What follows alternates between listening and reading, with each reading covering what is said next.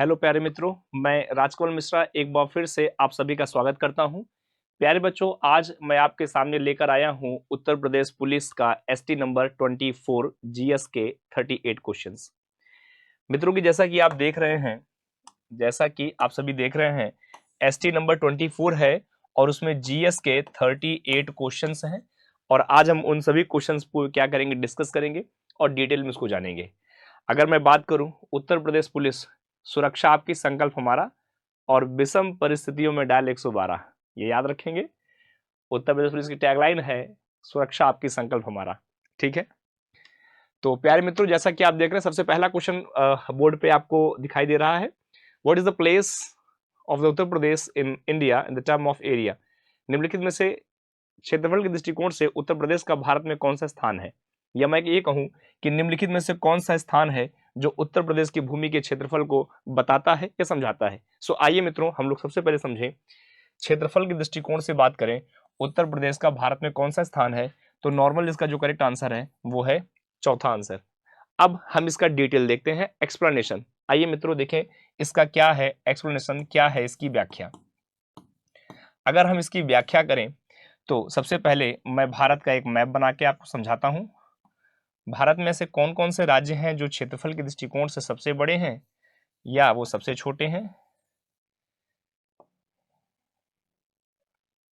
अगर आप देखें, ये इस तरह से भारत का मैप आपको दिखाई दे रहा है आप सभी को प्यारे बच्चों।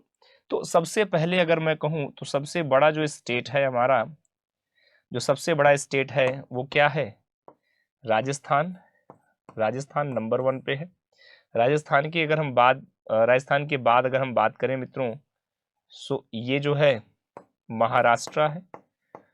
क्या है? महाराष्ट्र है नंबर 2 पर। और इसके बाद मध्य में फैला हुआ काफी दूर तक का जो क्षेत्र है वो है हमारा मध्य प्रदेश, माने एमपी, 3rd नंबर पे है। और फिर अगर मैं बात करूं तो ये इस तरह से जो फैला है स्टेट, इसे 4th नंबर पे कहें, सो 4th नंबर पे हमारा यूपी है। सो यूपी है। अच्छा, एक और बात याद रखें बच्चे, उत्तर प्रदेश का जो क्षेत्रफल है 243,928 वर्ग किलोमीटर स्क्वायर के आसपास है। उत्तर प्रदेश में 18 मंडल हैं और बच्चों सबसे अधिक जो हैं जिले हैं, यहाँ पे 75 क्या हैं? जिले हैं, 75 जिले हैं। सो इस विशाल प्रदेश को देखते हुए और क्षेत्रफल के दृष्टिकोण से क्या स्थान है? चौथा स्थान है। सो जो भी बच्चे 4th नंबर ऑप्शन करेक्ट किए होंगे एसटी नंबर 24 में, उन सभी का बिल्कुल सही है, देयर इज नो मिस्टेक। सो सही आंसर क्या है मित्रों? 4th place. 4th प्लेस क्या है आपका? बिल्कुल सही है।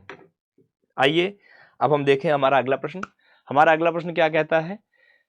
The per capita birth rate of the population is known as its. किसी जनसंख्या की प्रति व्यक्ति जन्म दर को क्या कहा जाता है? देखो बेटा, अगर हम बात करें प्यारे बच्चे कि प्रति व्यक्ति जन्म दर जो है, जन्म दर क्या कहलाती है? नेटैलिटी। इंग्लिश का एक शब्द होता है जिसे हम लोग कहते हैं नेटैलिटी। सो नेटैलिटी क्या कहलाता है? जन्म दर का समय। क्या कहलाता है? नेटैलिटी, जन्म दर का समय। अच्छा, मॉर्टेलिटी जो है ये मृत्यु दर का समय कहलाता है। ये क्या है? मृत्यु दर ये कहलाता है। ये जो है ये जनसंख्या घनत्व कहलाता है, किसी क्षेत्रफल भर में कितनी जनसंख्या निवास करती है वो। कैरिंग कैपेसिटी ये हो जाता है किसी चीज को उठाने की जो क्षमता होती है, तो ये क्षमता को शो ऑफ करता है। किसको करता है बेटा? ये क्षमता को ये शो ऑफ करता है, तो ये उसकी व्यवस्था है ये। तो यहाँ जो है जन्म मृत्यु, ये क्या है? व्यक्ति का, ये कहलाता है जन्म दर। सो जन्म दर को इंग्लिश में क्या कहते हैं? नेटैलिटी। तो इसका करेक्ट आंसर क्या हो जाएगा? बी। सो जो व्यक्ति इसका आंसर बी करेक्ट किए हैं, बी करेक्ट किए हैं, नेटैलिटी बी के साथ जा रहे हैं, वो सभी बिल्कुल करेक्ट है, उनका कोई दिक्कत नहीं, एकदम सही आंसर है। सो करेक्ट आंसर क्या है बच्चे? बी। अगला क्वेश्चन है, स्टैचू ऑफ लिबर्टी के कारण हरा है। अब स्टैचू ऑफ लिबर्टी है कहां पर? सबसे बड़ी सोचने वाली ये बात है। जैसे हमारे भारत में स्टैचू ऑफ यूनिटी है जो कि गुजरात में है, उसी तरीके से स्टैचू ऑफ लिबर्टी का जो पार्ट है ये क्या है? अमेरिका पार्ट में है। और ये क्यों हरा हो रहा है?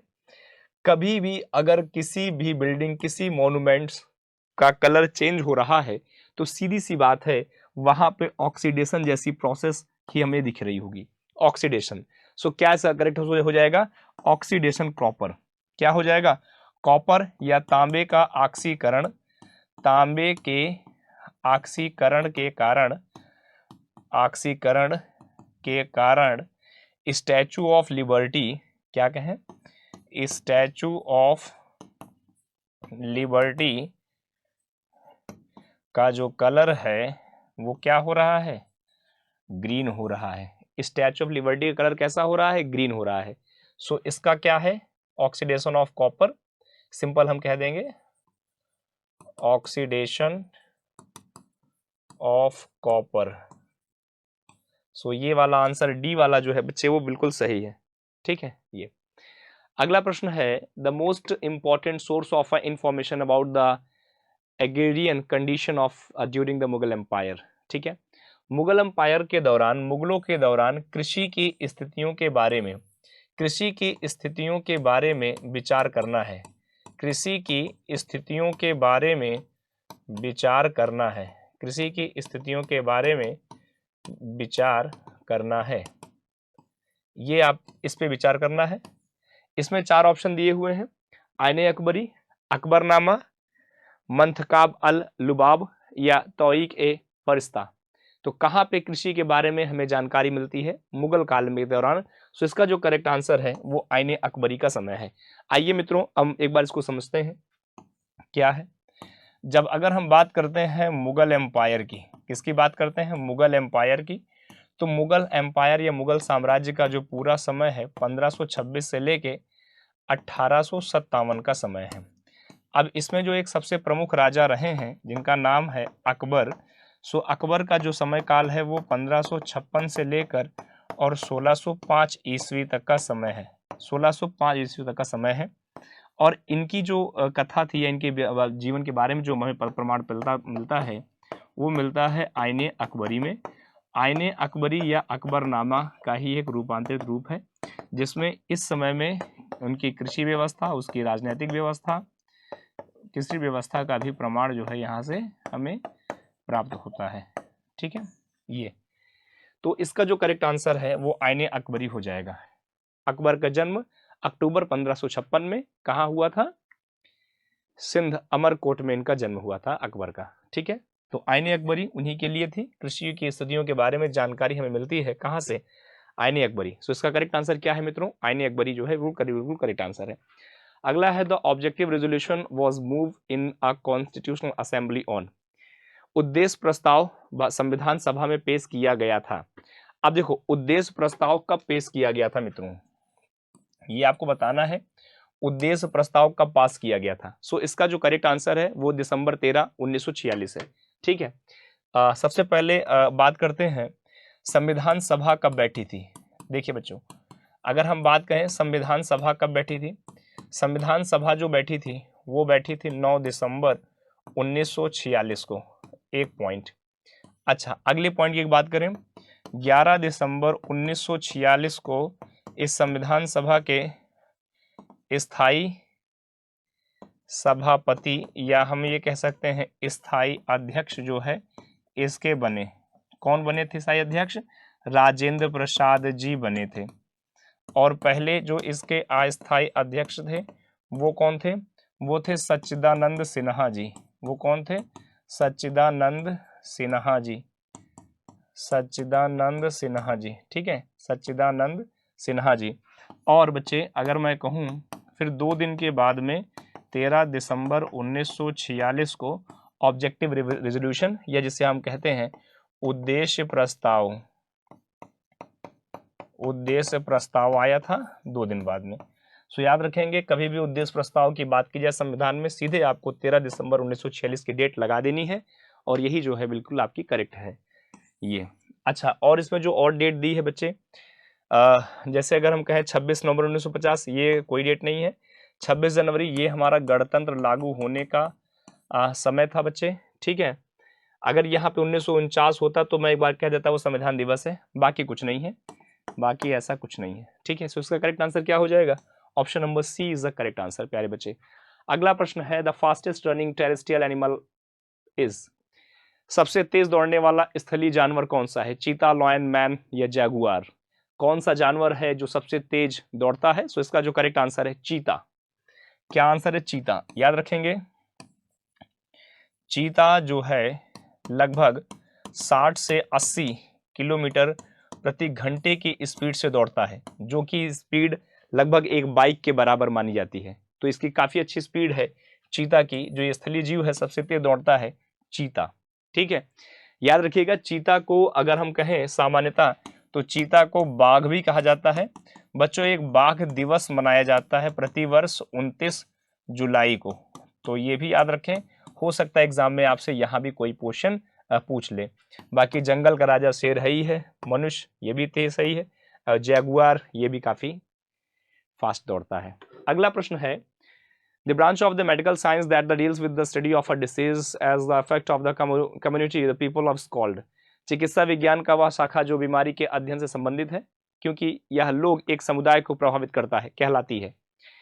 तो बहुत अच्छा प्रश्न है। चिकित्सा विज्ञान की वह शाखा जो बीमारी के अध्ययन को समझाता है। जब भी कभी भी बीमारी का अध्ययन आए तो वहां एपिडेमिक टाइप का टर्म लगता है। क्या लगता है? एपिडेमिक टाइप का टर्म लगता है। तो यह लोगों के लिए समुदाय में, बस समुदाय का मतलब जहां बहुत ढेर सारे लोग हो जो है, तो एपिडेमिक, एंडेमिक, पेंडेमिक इस टाइप से लगता है। सो इसका जो करेक्ट आंसर हो जाएगा बच्चे वो क्या हो जाएगा? एपिडेमिक। एपिडेमिक, आप इसके लिए एपिडेमिक जैसे टर्म का यूज करेंगे और वो जो है टर्म है बिल्कुल सही है बच्चे, एपिडेमिक। ठीक है, ये किसके लिए होता है? समुदाय विशेष के लिए बीमारी का विषय, समुदाय विशेष के लिए, विशेष के लिए बीमारी का विषय, बीमारी का विषय होता है समुदाय विशेष के लिए। सो ये जो करेक्ट आंसर है बिल्कुल सही है। अच्छा, ऑन्कोलॉजी किसके लिए होता है बच्चे? कैंसर के लिए। मैं पहले भी बताया था, कैंसर का डे मनाते हैं 4 फरवरी को, प्रतिवर्ष मनाया जाता है। याद रखिए, तंबाकू, बीड़ी, खैनी, गुटखा, पान मसाला इत्यादि का प्रयोग करने से कैंसर होता है, तो इनसे दूर रहें। ऑन्कोलॉजी माने कैंसर की स्टडी कहलाती है बच्चों, ये आप सबको पता होगा। देखो पैलेंटोलॉजी, पैलेंटोलॉजी बेटा जहां ऐसा आ जाए वो पत्थर या पाषाण कह सकते हो आप इसको, पाषाण या कह सकते हो पत्थरों का जो अध्ययन है, पत्थरों का अध्ययन है, स्टोन वगैरह आता है इसमें, इसका अध्ययन कहलाता है। ऑर्थोलॉजी ये होता है, ऑर्थो होगा बच्चा, ऑर्थोलॉजी ये जोड़ों का अध्ययन हो जाता है। ऑर्थोलॉजी ये क्या है? जोड़ों का अध्ययन कहलाता है। ये हड्डी वड्डी के जोड़ ओड़ है तो उसका अध्ययन कहलाता है ये। सो इसका जो करेक्ट आंसर था वो क्या था? एपिडेमोलॉजी बिल्कुल करेक्ट आंसर है। अब अगला प्रश्न है, which invention the revolutionized of the communication and the word around 1450 AD। लगभग 1450 में किस आविष्कार ने संसार और दुनिया में क्रांति ला दी थी? 1450 के समय ऐसी कौन सा आविष्कार था जिसने पूरी दुनिया में आविष्कार ला दिया या दुनिया में एक क्रांति ला दी? ग्रामोफोन, वायरलेस, प्रिंटिंग प्रेस या टेलीग्राम? सो इसका जो करेक्ट आंसर है वो प्रिंटिंग प्रेस है, जो अगर मैं कहूं ब्रिटिश हुकूमत के समय में आया था बच्चे। ठीक है, क्या था? Printing press. प्रिंटिंग प्रेस क्या लेकर आया? पूरे दुनिया में एक क्रांति का बोलबाला लेकर आया, क्रांति का बोलबाला लेकर आया था ये पूरे दुनिया में। क्या नाम था? Printing press. प्रिंटिंग प्रेस पूरे दुनिया में क्रांति का बोलबाला लेकर आया। सो इसका जो करेक्ट आंसर है वो क्या हो जाएगा? Printing press. ठीक है, प्रिंटिंग प्रेस जिसके न्यूज़पेपर, मैगजीन, बुक्स, कार्ड और तमाम प्रकार की बहुत ढेर सारी चीज़ें जो हैं छपती हैं और मार्केट में वो क्या होती हैं? सेल होती हैं, लोग उसके बेनिफिट्स लेते हैं। अगला प्रश्न है, Rajya Sabha has the specially power. Rajya Sabha के पास एक विशेष शक्ति है। कैसा है विशेष शक्ति? आइए देखें। पहला क्या कहता है? 4 ऑप्शन है।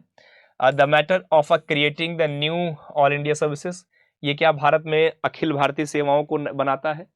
अमेंड द कॉन्स्टिट्यूशन, संविधान में संशोधन करता है। रिमूविंग द गवर्नमेंट, सरकार को हटा सकता है। ब्रिंगिंग कट मोशन, ये किसी गति या किसी चल रहे कार्यवाही को काट सकता है। सो इसका जो करेक्ट आंसर है वो क्या करता है? इन matter of the creating knew all India service, ये नए भारत में नई अखिल भारतीय सेवाओं का सृजन कर सकता है। याद रखिएगा, कभी भी अगर आ जाए राज्यसभा का विषय तो आप क्या कहेंगे? यह भारत में नई अखिल भारतीय सेवाओं का, जिसे ऑल इंडिया सर्विस कहते हैं, अखिल भारतीय सेवाओं का सेवाओं का सृजन कर सकता है, सृजन कर सकता है। सो पहला वाला जो है बच्चे वो बिल्कुल करेक्ट है, बिल्कुल सही है, अखिल भारतीय सेवाओं का सृजन कर सकता है। ओके, नेक्स्ट क्वेश्चन है, proclamation of the emergency by the president of India can be the made only for the written provision of the cabinet, it is added. Bharat के राष्ट्रपति द्वारा आपातकाल उद्घोषणा कैबिनेट के लिखित प्रावधान पर ही की जा सकती है, इसे जोड़ा गया था। आपको बताना है यह भारतीय संविधान के किस संशोधन में जोड़ा गया था। आपके सामने चार ऑप्शन दिए हैं।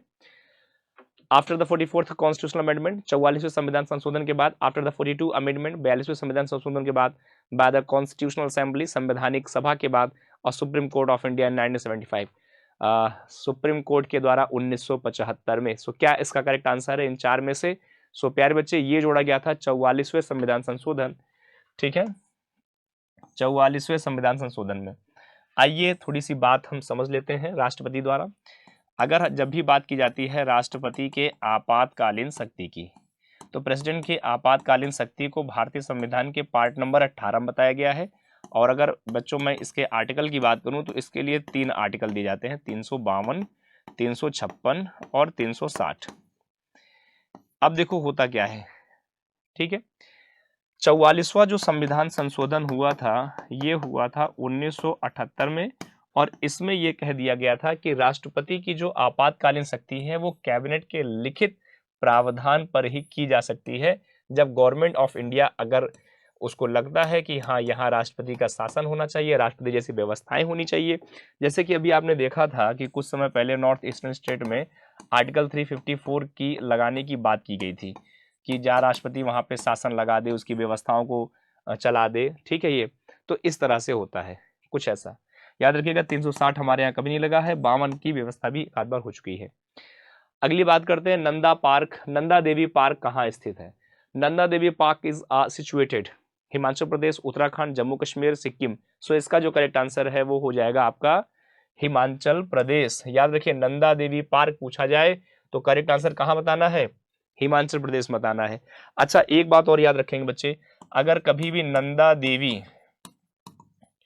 नंदा देवी तीर्थ स्थल पूछा जाए, तीर्थ स्थल पूछा जाए, या नंदा देवी धाम करके आए, या पर्वत श्रेणी अगर आए, पर्वत श्रेणी आती है, तो उस समय आप लगा सकते हैं आंसर उत्तराखंड।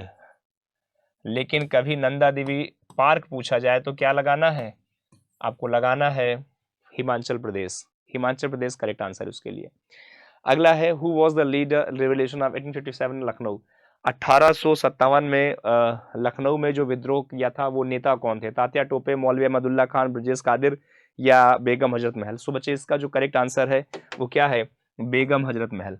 आइए इसको थोड़ा सा ध्यान से हम एक बार देख लेते हैं बच्चे। जब भी हम बात करते हैं 1857 की क्रांति, 1857 की क्रांति, तो इस क्रांति में किस तरीके से स्थानीय निकाय का, या हम ये कह दें स्थानीय समुदाय का उदय हुआ है? स्थानीय समुदाय का कैसे उदय है, आइए उस उदय के बारे में जानें। ऐसा हुआ था, ये स्थान थे और बच्चे ये यहाँ से अलग अलग नेता हुए हैं। जैसे अगर हम बात करें जैसे दिल्ली, जैसे लखनऊ, जैसे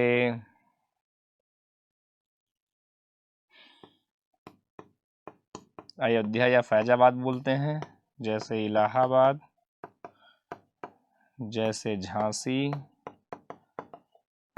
जैसे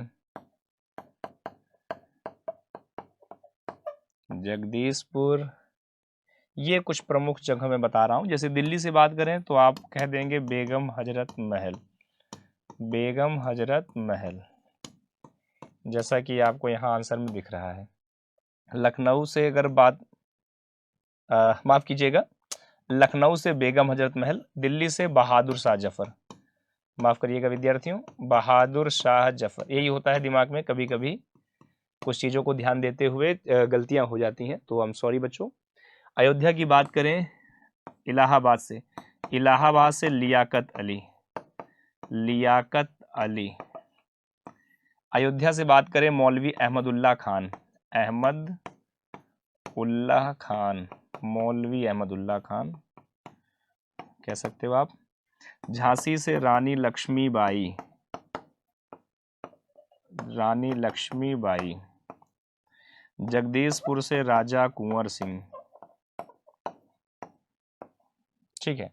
तात्या टोपे जो थे बेटा ये ग्वालियर से थे, ग्वालियर से थे। और ब्रजेश कादिर साहब जो थे ये अलीगढ़ क्षेत्र को बिलोंग करते थे। सो इस तरीके से जो है, और ये लखनऊ से थी। ये आप साहब आपके फैजाबाद या आप इसे अयोध्या कह सकते हो, ये यहाँ से थे। सो मुझे उम्मीद है कि अब आपको इस क्वेश्चन का एक डिटेल स्टडी मिला है। इसका करेक्ट आंसर जो है बच्चे वो क्या है, डी है। सो प्यारे बच्चों डी इसका जो है करेक्ट आंसर है। अगले प्रश्न की ओर चलते हैं। हमारा जो अगला प्रश्न है वो क्या कहता है, in which city was the 21 meeting of the Indian France military sub committee MSC held recently. हाल ही में भारत और फ्रांस में सैन्य उप समिति MSC की 21वीं बैठक किस शहर में आयोजित की गई थी। आपके ऑप्शन है, 4 ऑप्शन दिए गए हैं, Paris, Delhi, Mumbai and Strasbourg. So इसका जो करेक्ट आंसर है वो पेरिस है।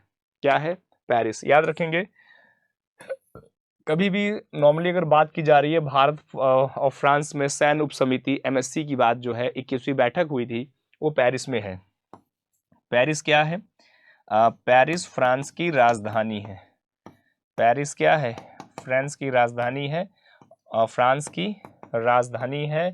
और अभी फ्रांस के राष्ट्राध्यक्ष इमैनुअल मैक्रोन ही हमारे इंडिया आ रहे हैं जो गणतंत्र दिवस पे होंगे, ठीक है, गणतंत्र दिवस पे होंगे। सो इसका जो करेक्ट आंसर है वो क्या है, पेरिस। याद रखें बच्चे, पेरिस वो जगह है जहां पे एफिल टावर भी है। क्या है, एफिल टावर है। ये चंद्रमा से दिखाई देता है बच्चों, एफिल टावर, ठीक है।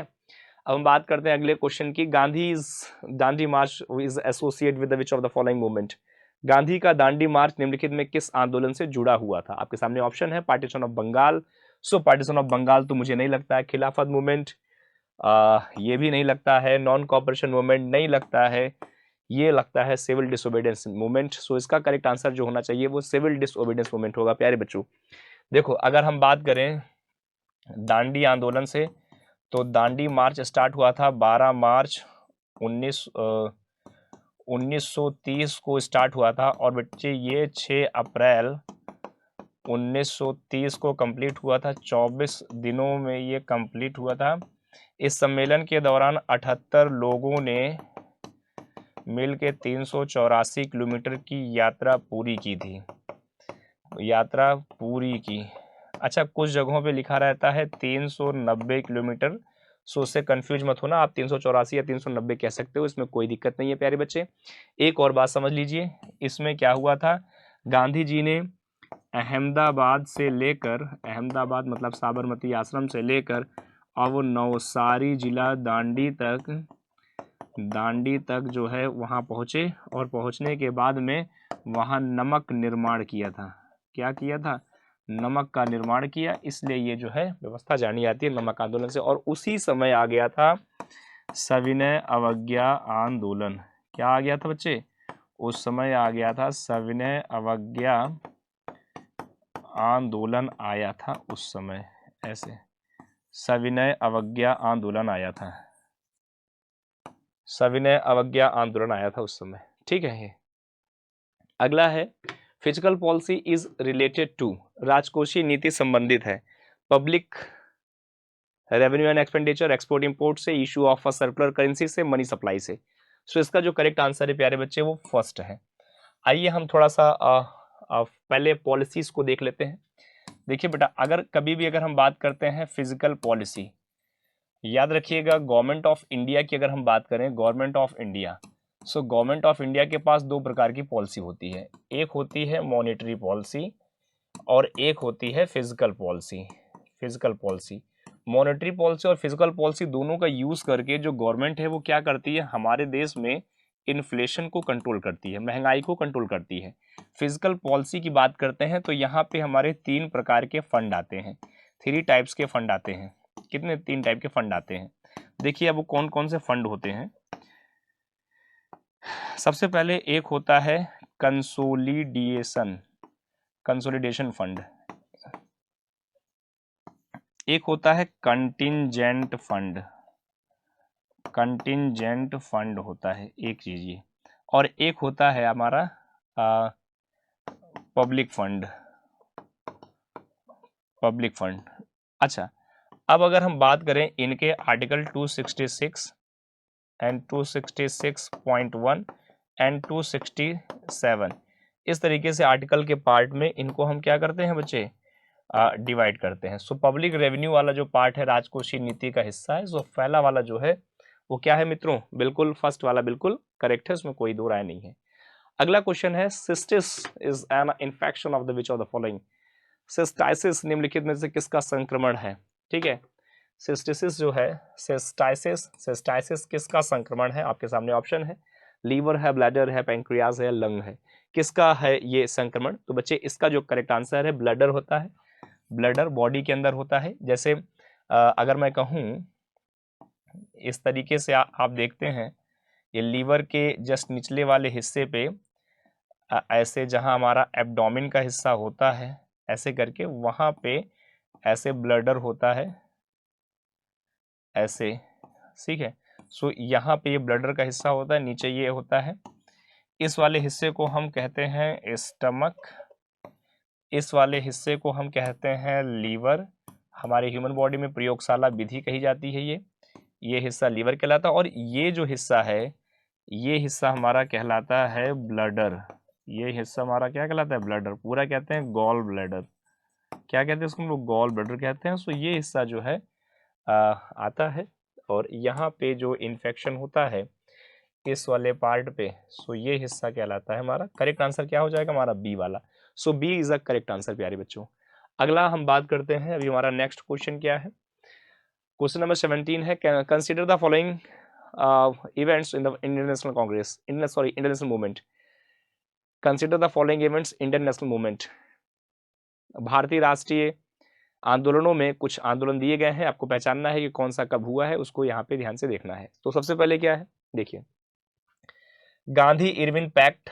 अब गांधी इरविन पैक्ट 1930 में था, पूना पैक्ट 1932 के समय था, कराची 1931 के समय था, सत्याग्रह आंदोलन 1940 के समय था। तो इस हिसाब से 1 2 3 4 ही लग जाएगा, सिंपल, मुझे लगता है फर्स्ट वाला सही हो जाएगा। सो इसका जो करेक्ट आंसर, या बिल्कुल first is a correct answer प्यारे बच्चे, फर्स्ट बिल्कुल सही है। एक बार देख लो, गांधी इरविन पैक्ट जो हुआ था वो 1930 में हुआ था, 1930 ईस्वी में हुआ था। पूना पैक्ट हुआ था 1932, पूना पैक्ट 1932 के समय था, और सॉरी 32 लिखिएगा, और कराची जो है ये 1931 के समय था, और इंडिविजुअल सत्याग्रह 1940 के समय था। सो ये सॉरी ये 31 ये 32 कर देंगे। इसका जो करेक्ट आंसर है फर्स्ट वाला करेक्ट सही है बेटा, फर्स्ट वाला जो है बिल्कुल सही है। ये वही पुराना क्वेश्चन है, पीछे वाला ही। गांधी इरविन समझौता है, पूना पैक्ट है, भारतीय राष्ट्रीय कांग्रेस है, और व्यक्तिगत सत्याग्रह है। सो इसका जो करेक्ट आंसर था प्यारे बच्चे ये फर्स्ट वाला ही सही था, मतलब केवल क्रम बताना था, इसका क्रॉनिकल ऑर्डर निकालना था कि पहले कौन सी घटना हुई, दूसरी कौन सी घटना, तीसरी, चौथी, पांचवी। सो क्रम आपको बता देना है, एंड और कुछ भी ऐसा इसमें नहीं है। अगले क्वेश्चन की ओर चलते हैं। हमारा नेक्स्ट क्वेश्चन क्या कहता है कि व्यापार के विकास के इंजन के रूप में प्रतिपादित किया गया है। The trade was propounded as the engine by growth by, ठीक है। आपके सामने ऑप्शन दिए गए हैं, ठीक है, हर्षमैन है, नर्के है, मार्शल है, रॉबिन्सन है। सो इसका जो करेक्ट आंसर है नर्कसे है। क्या है, नर्कसे जो है व्यापार के विकास के इंजन के रूप में प्रतिपादित करने का जो श्रेय जाता है इकोनॉमिक्स्ट है, इकोनॉमिक्स्ट है, जिन्होंने क्या दिया था आंसर अपना, नर्कसे। सो नर्कसे जो है इसके लिए बिल्कुल करेक्ट आंसर है। अगला है which of the following sultan was called of the नायब ए खुदाई। किस सुल्तान ने स्वयं को नायब खुदाई की उपाधि दी थी। नायब खुदाई जैसी उपाधि देने वाले कौन सुल्तान है, इसमें आपके सामने ऑप्शन है इल्तुतमिश, बलबन, अलाउद्दीन खिलजी, गयासुद्दीन तुगलक। सो बच्चे इसका जो करेक्ट आंसर है वो हो जाएगा बलबन। क्या आंसर सही है इसका, नायब ए खुदाई। याद रखिएगा जब बलबन की बात करते हैं तो बलबन का समय 1265 से लेके 1287 का समय है। बलबन जो था बच्चों गुलाम वंश के दौरान था, गुलाम वंश के दौरान था। बलबन ने क्या किया था, इल्तुतमिश की योजनाओं को समाप्त किया था, पहला पॉइंट, इल्तुतमिश की योजनाएं इन्होंने समाप्त कर दी थी। एक पॉइंट तो ये। अच्छा, दूसरा पॉइंट बेटा इन्होंने क्या किया था, जिले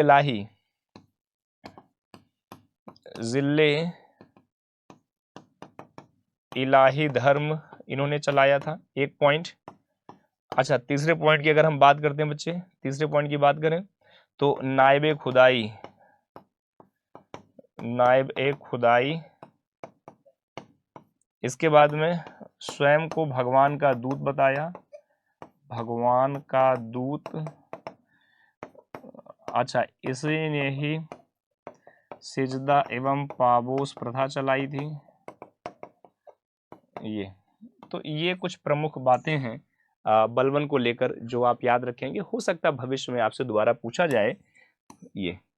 ओके, नेक्स्ट प्रश्न की बात करते हैं। Who among the following defended Aurobindo Ghosh as Alipore conspiracy case? निम्नलिखित में से किसने अलीपुर षड्यंत्र केस में अरविंदो घोष का बचाव किया था? अलीपुर कॉन्स्पिरेसी में अरविंदो घोष का बचाव करने वाले कौन व्यक्ति हैं? आपके ऑप्शन है तेज बहादुर सप्रू, टीबी सप्रू, मोतीलाल नेहरू, जवाहरलाल नेहरू और चित्तरंजन दास। तो इसका जो करेक्ट आंसर बचे वो है CR दास, चित्तरंजन दास। याद रखेंगे, इन्हें कहा जाता है देश बंधु, क्योंकि देश के प्रति काफी वफादार थे ये, काफी लोगों का ध्यान रखते थे। तो देश बंधु चित्तरंजन दास ने अलीपुर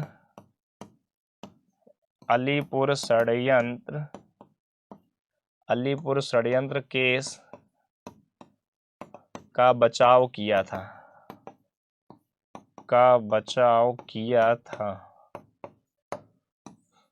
सो ये जो है इसका करेक्ट आंसर है। ठीक है, उम्मीद है मित्रों आप समझ पा रहे हैं। अगला क्वेश्चन है, in which of the following state has been the India's largest private sector sea port has been recently commissioned? निम्नलिखित में से किस राज्य ने हाल ही में भारत का सबसे बड़ा निजी समुद्र क्षेत्र का समुद्री बंदरगाह चालू किया है? ऑप्शन है आंध्र प्रदेश, कर्नाटक, केरला एंड तमिलनाडु। इसका करेक्ट आंसर है आंध्र प्रदेश। सो प्यारे बच्चे, आइए हम लोग इसको समझें, एक बार देखें। आप इस तरह से भारत के मैप को देखते हो बच्चों, और भारत के मैप में ये जो आपको स्टेट दिखता है ऐसे, सो ये जो स्टेट है ये है आंध्र प्रदेश। ये क्या है स्टेट? आंध्र प्रदेश। ओके, अगर हम बात करते हैं आंध्र प्रदेश, तो आंध्र प्रदेश पे एक बंदरगाह है, आपने सुना होगा विशाखापट्टनम बंदरगाह।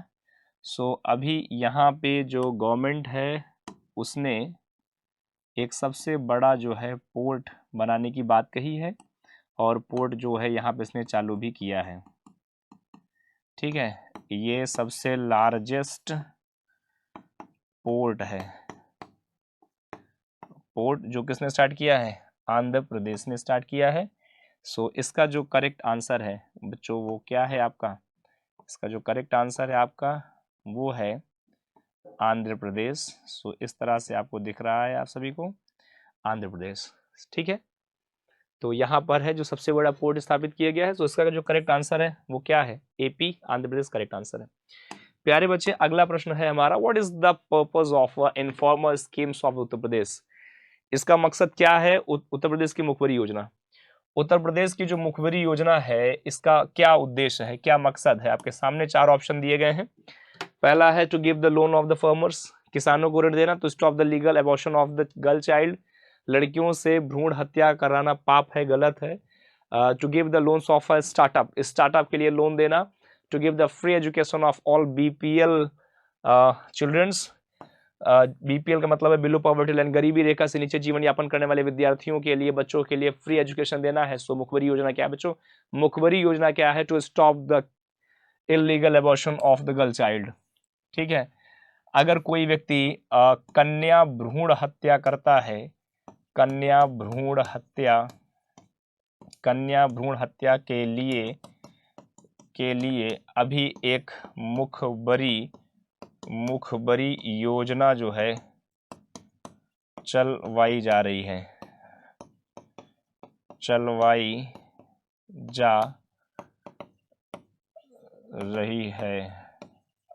सो इसके लिए है कन्या भ्रूण हत्या के लिए जो है स्कीम वही है to stop the illegal abortion of the girl child. So इसका करेक्ट आंसर क्या है बच्चे? बी वाला जो है वो बिल्कुल करेक्ट आंसर है। अगला है which of the following scholars of the Mughal court the Alyque that the Akbar was a enemy of Islam. Mughal दरबार में निम्नलिखित में से किस विद्वान के ऊपर आरोप लगाया गया कि वह इस्लाम का दुश्मन है? आपके सामने चार ऑप्शन है। ऐसा कौन सा व्यक्ति है जो मुगल दरबार में जिसके खिलाफ ये आरोप लगाया गया था वह मुस्लिम का या इस्लाम का दुश्मन है? देखिए, अगर हम बात करते हैं मुस्लिम या मुसलमान की, तो सबसे पहले मुस्लिम या मुसलमान जो शब्द है ये मंगोल से आया है प्यारे बच्चों।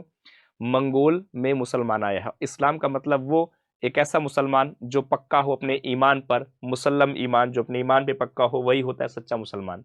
एक मुसलमान व्यक्ति ये सोचता है इस कायनात को अल्लाह ताला ने बनाया है, अल्लाह ताला ने लोगों को रहमत बख्शी है, तो हमें अल्लाह की जो है इबादत करनी चाहिए। आपके सामने चार ऑप्शन दिख रहे हैं, बदायूनी, निजामुद्दीन अहमद, अब्बास खान सरवानी एंड निजामुद्दीन अहमद। सो क्या इसका करेक्ट आंसर है प्यारे बच्चे? एक ही आंसर को दो बार रिपीट किया गया है। सो फिलहाल इसका जो करेक्ट आंसर है वो क्या है? बदायूनी है। माफ करेंगे, यहाँ एक क्वेश्चन कई बार रिपीटेड है। सो फिलहाल इसका जो करेक्ट आंसर है वो क्या है? बदायूनी है। बदायूनी को माना जाता था ये क्या है? इस्लाम के दुश्मन, इस्लाम के दुश्मन। लेकिन ऐसी बात की कोई पुख्ता सबूत या रिपोर्ट कहीं पे नहीं मिली है। सो इसका करेक्ट आंसर क्या है? बदायूनी।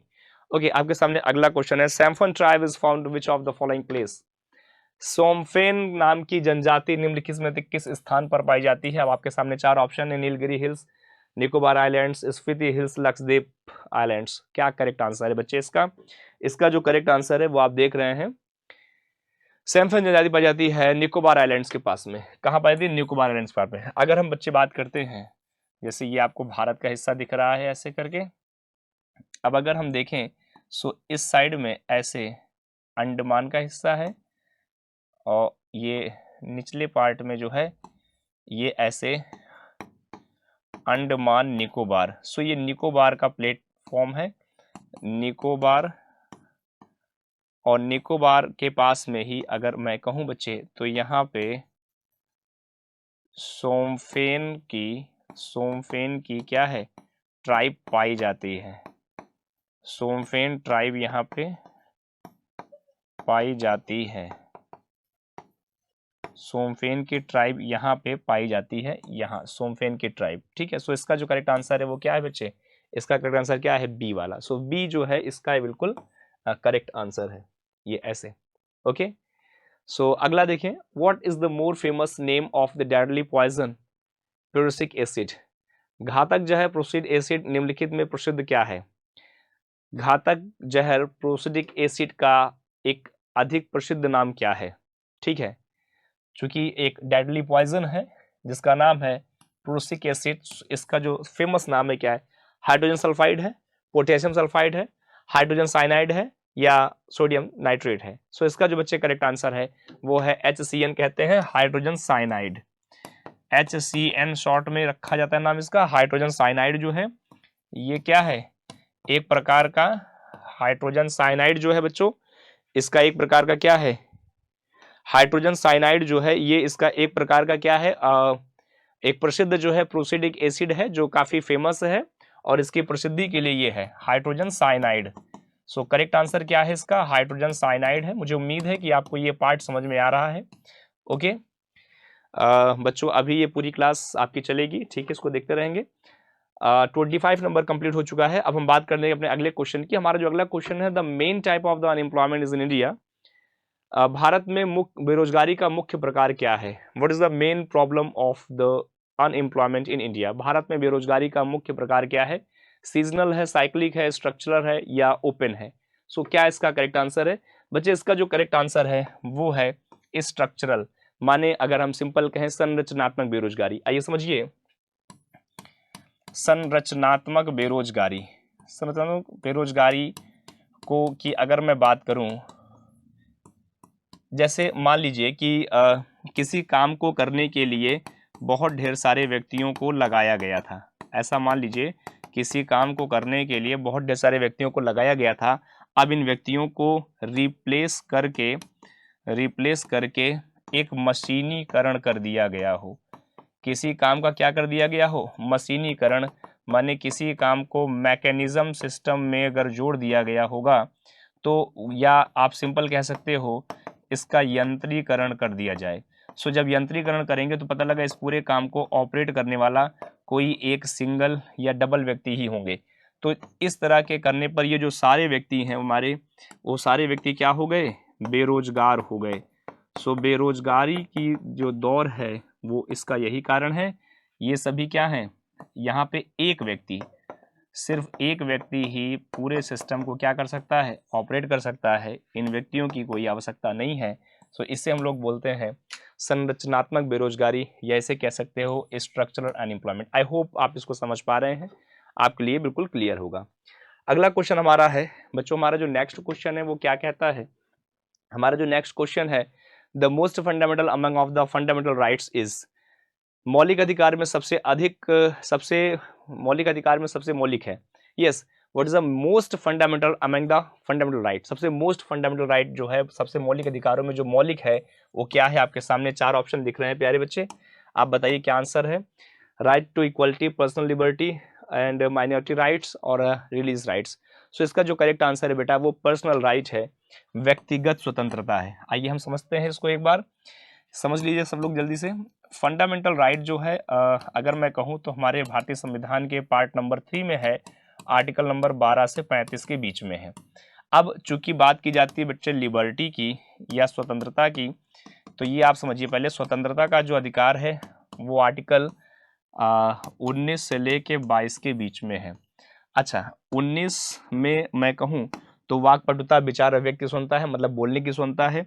19(1)(a) में प्रेस की स्वतंत्रता है। इसके अलावा 19(1)(b) C D E F सभा करना, सभा को जन प्रदर्शन करना, रैली करना, संबोधन करना, पूरे भारत में कहीं भ्रमण करना, भारत में जाके कहीं निवास करना, निवास करने के माध्यम से वहां पे रहना, प्रोफेशन करना, इस तरह के प्रावधान दिए गए हैं। फिर जैसे आर्टिकल नंबर 20 है, जो दोषी व्यक्ति उनके हितों की रक्षा है। जैसे आर्टिकल नंबर 21 है, ये व्यक्तिगत स्वतंत्रता है, पर्सनल लाइफ, ये कह सकते हो आप पर्सनल के लिए है, ठीक है। और 21A जो है ये एजुकेशन से है, मतलब primary education is a compulsory या मैंडेटरी 6 to 14 ईयर चिल्ड्रंस। और 22 है, जो व्यक्ति अपराधी या दोषी हैं उनके हितों की रक्षा का विषय। तो यहाँ पे अगर मैं कहूँ तो यहाँ पे हमारी लिबर्टी का राइट आता है। और लिबर्टी कैसी, प्राइवेसी वाली या पर्सनल, अगर कोई पर्सनल अपना रहना चाहे तो हम लोग सब कई बार समझते हैं कि ऐसे व्यक्ति कुछ संकीर्ण विचारधारा के होते हैं, नैरो माइंडेड होते हैं, लेकिन फिलहाल ये एक राइट है तो उनके लिए एक अधिकार क्षेत्र दिया जाता है। सो इसका करेक्ट आंसर जो है बच्चों ऑप्शन नंबर बी है। आई होप आप इसको समझ पा रहे हैं स्पीड से। अगले प्रश्न की बात करते हैं, the right to vote and to be the elected in India. Bharat में वोट देने और निर्वाचित होने का अधिकार क्या है? फंडामेंटल राइट है, कॉन्स्टिट्यूशनल राइट है, नेचुरल राइट है और लीगल राइट है। कौन सा राइट जो है इसके लिए करेक्ट है? फंडामेंटल, कॉन्स्टिट्यूशनल, नेचुरल और लीगल। क्या है वोट देने का अधिकार? सो वोट देने का अधिकार, निर्वाचन होने का अधिकार किस प्रकार के राइट्स में आते हैं? यह हमारा आता है कॉन्स्टिट्यूशनल राइट। बच्चे ये हमारा कैसा आता है? कॉन्स्टिट्यूशनल राइट आता है। और मुझे उम्मीद है कि आपको समझ में आ रहा है। देखिए अगर हम बात करते हैं संवैधानिक अधिकार, संवैधानिक अधिकार, संवैधानिक अधिकार के क्षेत्र में आता है हमारा क्या? वोट देने का अधिकार, वोट देने का अधिकार, वोट देने का अधिकार। अच्छा, अगर आपसे कोई पूछे कि भाई आर्टिकल के हिसाब से बताइए, तो आप लोगों ने पढ़ा होगा आर्टिकल 324 से 329, जिसमें आर्टिकल नंबर 324 जो है संवैधानिक अधिकारों का प्रयोग आता है। संवैधानिक मतदान का उपयोग या प्रयोग आप बता सकते हैं। सो इस प्रकार का जो राइट है वो क्या है, यहाँ पर है। आप इसको भारतीय संविधान के भाग संख्या 15 से जोड़ देंगे और आर्टिकल नंबर 324 से 329 और इसका आर्टिकल 326 जोड़ देंगे बेटा, ठीक है। अगर यही पार्ट आईपीसी में हो जाता तो वहां पे क्या हो जाता, किसी व्यक्ति को मृत्यु कारित करने के लिए, उसका शरीर को जोखिम पहुंचाने के लिए उसके ऊपर फेंका गया किसी प्रकार का एसिड या अन्य उत्पाद होता है 326 में, ठीक है। आईपीसी अलग एंड इंडियन कॉन्स्टिट्यूशन अलग है। अगला क्वेश्चन है, Motilal Nehru childrens museum is located.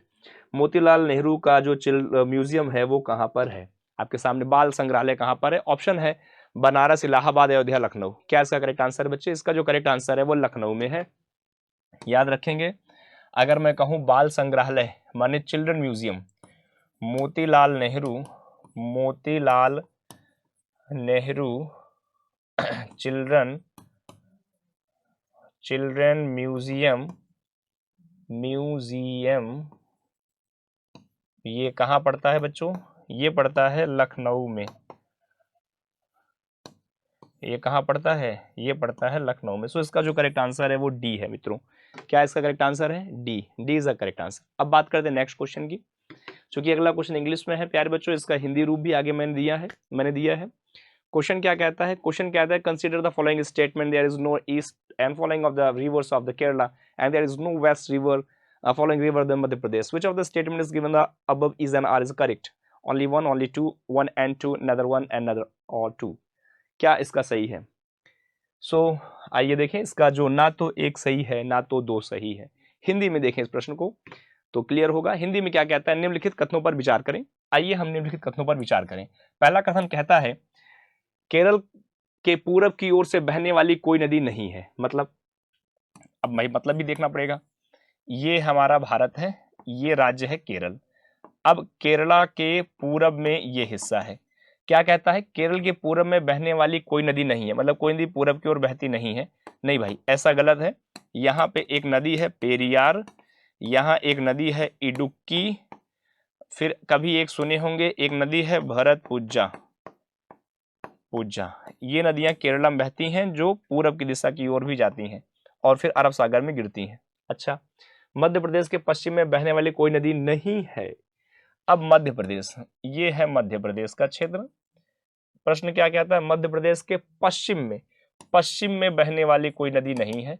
भैया पश्चिम में तो नदी बहती है, मध्य प्रदेश के पश्चिम में भी नदी बहती है और जो नदी बहती है वो है नर्मदा। तो यहाँ ये स्टेटमेंट भी गलत है, ये भी गलत है। तो भैया ना तो एक सही ना तो दो सही, माने दोनों गलत है। दोनों स्टेटमेंट गलत हैं। डी ऑप्शन क्या है इसका करेक्ट आंसर है प्यारे बच्चों। मुझे उम्मीद है आप सबको समझ में आ रहा है। मैंने दोनों तरीके से इसको क्लियर कर दिया है, एकदम अच्छे से क्लियर होगा ये आपको। अब आपके सामने अगला प्रश्न है, Acharya Devvrat is a governor of the following state. Acharya Devvrat निम्नलिखित में से किस राज्य के राज्यपाल हैं? आपके सामने ऑप्शन है गुजरात, उड़ीसा, पंजाब, असम। आचार्य देवव्रत किस राज्य के राज्यपाल हैं? आपके सामने ऑप्शन है गुजरात, उड़ीसा, पंजाब और असम। सो इसका जो करेक्ट आंसर है बेटा वो क्या है? गुजरात। ठीक है, जहां पे क्या है? भाई पटेल है इस समय मुख्यमंत्री वहां पे। ठीक है, याद रखेंगे। तो गुजरात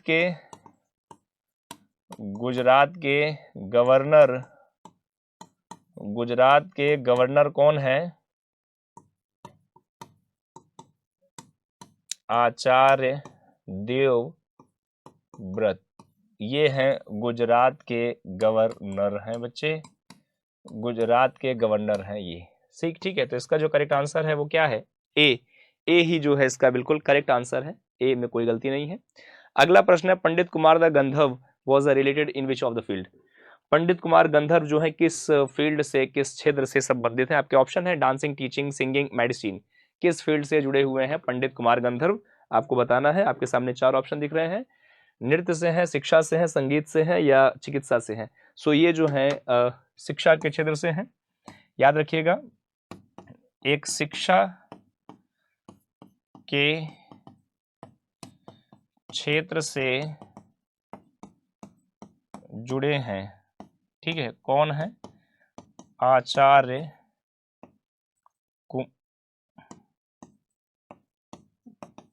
आचार्य कुमार गंधर्व ये जुड़े हैं किससे? शिक्षा क्षेत्र से जुड़े। तो ऑप्शन नंबर बी जो है बच्चे इसके लिए क्या है? बिल्कुल करेक्ट आंसर है।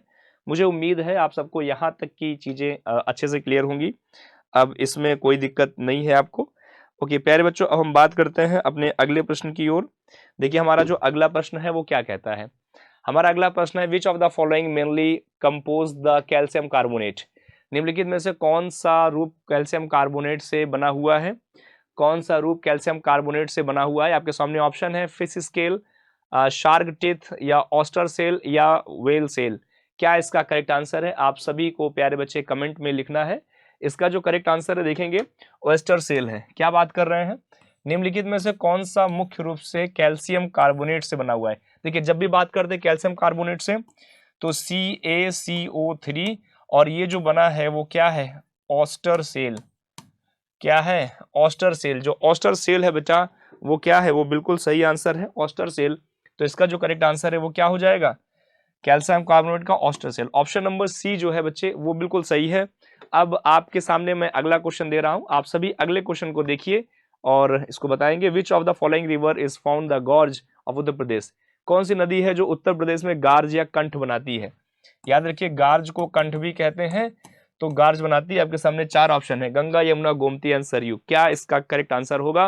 प्यारे बच्चे बताएंगे क्या है इसका करेक्ट आंसर। ओके, क्या इसका करेक्ट आंसर है? आप सभी देख पा रहे हैं बच्चे। सो इसका जो करेक्ट आंसर है आप सबको दिख रहा है, तो यमुना नदी जो है इसका करेक्ट आंसर है बच्चे। क्या है? यमुना नदी। कौन सी नदी गार्ज बनाती है? तो यमुना नदी जो है गार्ज बनाती है। यमुना उत्तराखंड के यमुनोत्री हिमग्लेशियर और बंदरपूछ की चोटी से निकलती है और एक गार्ज बनाती है। यमुना की अगर सहायक नदियों की बात करें प्यारे बच्चे, आइए हम जल्दी से सिर्फ 1 मिनट में इसको समझ लेते हैं। अगर हम बात करते हैं इस तरह से उत्तर प्रदेश की, आप देखते हैं कुछ इस तरह से उत्तर प्रदेश दिखता है। और अब अगर हम बात करते हैं इसके रिवर की, सो इस तरीके से नदी आके बहती है, जिस नदी का नाम है यमुना। और यमुना में 3 नदियां जो हैं बच्चे इस तरह से जाके मिल जाती हैं, 3 अलग अलग। जो पहली नदी मिलती है उसका वो इटावा में मिलती है, उसका नाम है चंबल। क्या है? चंबल। जो दूसरी नदी मिलती है वो है केन। केन कहाँ मिलती है? बांदा में। और जो तीसरी नदी है वो है बेतवा, और बेतवा नदी कहाँ मिलती है? हमीरपुर में। सो इस तरीके से है। और यमुना क्या करती है? एक गार्ज बनाती है। सो इसका जो करेक्ट आंसर है वो क्या है? यमुना। जो भी व्यक्ति यमुना के साथ में जा रहे हैं, यमुना बता रहे हैं, उन सभी का आंसर जो है सही है। अगला क्वेश्चन आपके सामने है, आंध्र प्रदेश के वर्तमान गृह मंत्री कौन है? Who is the current home minister of the Andhra Pradesh? आपके ऑप्शन है उसे श्री चरण, धर्म प्रसाद राव, RK ओरोजा और तैंती वेंटिया। इसका जो करेक्ट आंसर है उनका नाम है तैंती वंता। तैंती वनिथा जो है आंध्र प्रदेश के गृह मंत्री हैं, होम मिनिस्टर हैं। अब आपका ये आज के समय का सेकंड लास्ट क्वेश्चन है, when does the first monsoon rain occurred Uttar Pradesh? Uttar Pradesh में पहली मानसूनी वर्षा कब होती है? उत्तर प्रदेश में पहली मानसूनी वर्षा कब होती है? The first week of the June, the last week of the June, the mid of the July, mid of the September. बच्चे इसका जो करेक्ट आंसर है वो क्या है? सेकंड वाला हो जाएगा, the last week of the June is the correct answer. अगला प्रश्न है, which sea is the saltiest natural lake of the also was the lowest altitude of the earth? कौन सा समुद्र नमकीन के प्राकृतिक झील से है और पृथ्वी की सबसे ऊंचाई पर स्थित है? आपके ऑप्शन है रेड सी, अरल सी, डेड सी, ब्लैक सी। सो कभी भी बात की जाएगी नमकीन प्राकृतिक के लिए सबसे ऊंचाई, कम ऊंचाई पर स्थित है, आपके सामने 4 ऑप्शन है, इसका करेक्ट आंसर हो जाएगा डेड सी। बेटा क्या हो जाएगा? डेड सी। याद रखिएगा इसे हिंदी में मृत सागर भी कहते हैं। क्या कहते हैं? मृत सागर। सो इसका करेक्ट आंसर क्या है बेटा? डेड सी। अब आज के समय का ये लास्ट प्रश्न है प्यारे बच्चों, 38 नंबर क्वेश्चन है, सभी इसको ध्यान से देखेंगे। क्वेश्चन कहता है, Who among the following was the chairman of the state committee of the Constitutional Assembly? निम्नलिखित में से कौन संविधान सभा के राज्य समिति का अध्यक्ष होता है? कौन संविधान सभा की राज्य समिति का अध्यक्ष था? ठीक है, संविधान सभा में राज्य समिति का अध्यक्ष आपके सामने 4 ऑप्शन है, BR Ambedkar, BN Rao, doctor Rajendra Prasad और जवाहरलाल नेहरू। बच्चे इसका जो करेक्ट आंसर है पंडित जवाहरलाल नेहरू। याद रखिएगा कभी भी संघ शक्ति समिति, संघ शक्ति समिति, कभी भी कह दे संचालन समिति, संचालन समिति, संचालन समिति, और कभी भी आ जाए राज्य समिति, राज्य समिति।